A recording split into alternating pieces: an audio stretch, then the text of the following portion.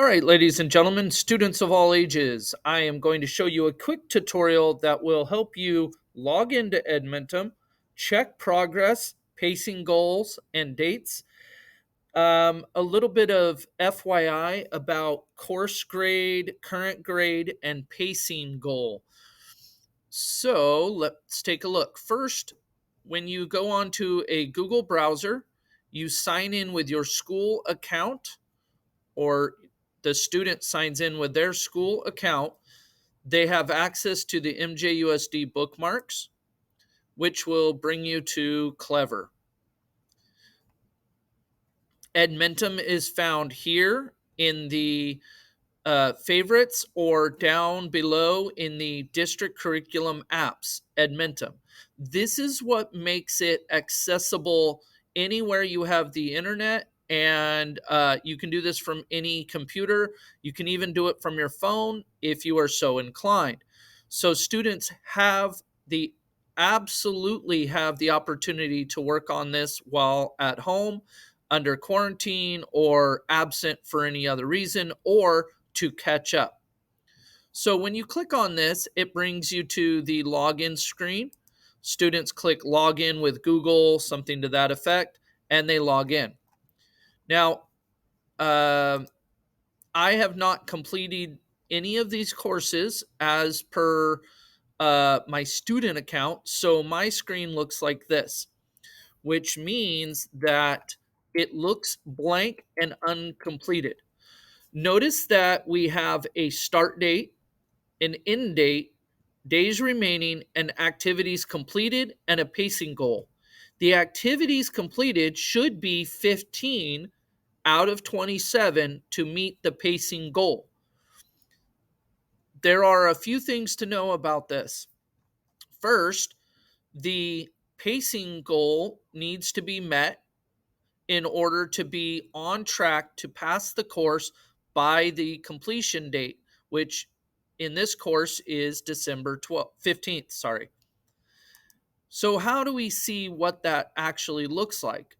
So if I click on all activities, I notice that the course grade is an F and the current grade is blank. I have not completed any assignments, so it stands to reason that my current grade is blank and my course grade is an F. My course grade will be a very low grade until I have completed most of the assignments with a passing grade. Now, this shows me how many assignments I am off pace on. So you could have a current grade of an A, but have only completed one assignment, but be off pace by 14 activities. It is also important to note the total time on task.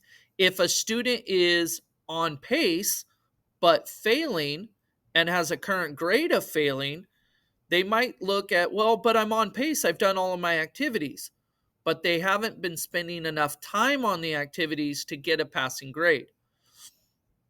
So the on pace relates to these target dates. Orientation and syllabus do not have a target date because they are good for the student, but not a graded assignment. So we look at this unit 1 as the beginning and click show. Notice that these dates are in red. These dates are in red because I haven't done them yet. So in order to catch up, I would need to do these assignments in a diligent manner that brings me all the way to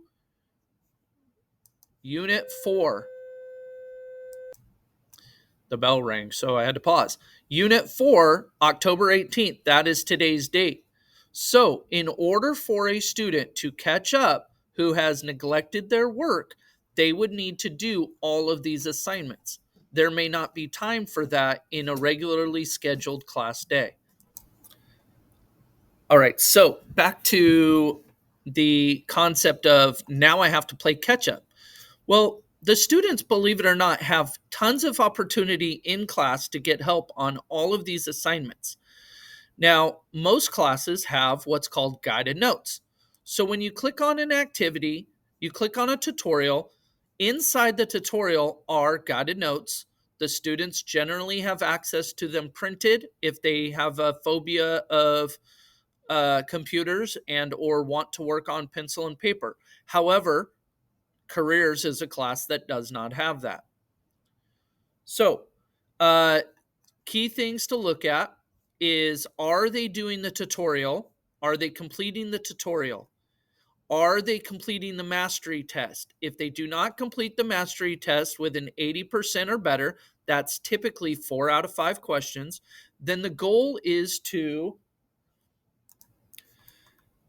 as I were, if they do not pass the mastery test with an 80% or better, which should be 4 out of 5 for most classes, then they need to revisit the tutorial.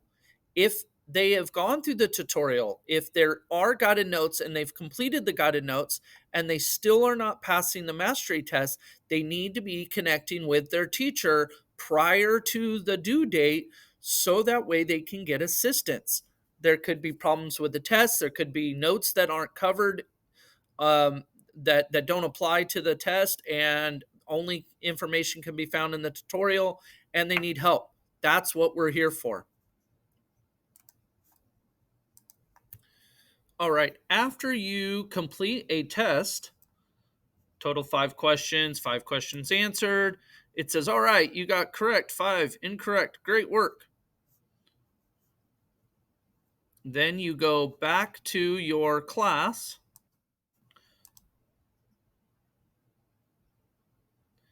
and notice that I was able to pass the test without completing the tutorial. That is not desired. That is not what we want. We want them to complete the tutorial. That is the learning that gets done. So now it shows that I have a course grade of an F because I still haven't completed enough activities to pass. I have a current grade of an A, 100%, but I am 14 activities off pace. So at this rate, I would not pass the course. So when we upload the grades and it says their current grade is an A, you think, great, but we need to be checking their pace and their overall completion of the course. That's what this red line is. That's what this red figure is. And notice I've only spent 1 minute and 31 seconds in the course. That is not ideal. So, current grade is good. It's showing that you're passing your tests. Course grade will almost always show low until the end of the assignments. Most of the assignments have been completed. Percent complete. This 1 out of 27 reflects to this 14.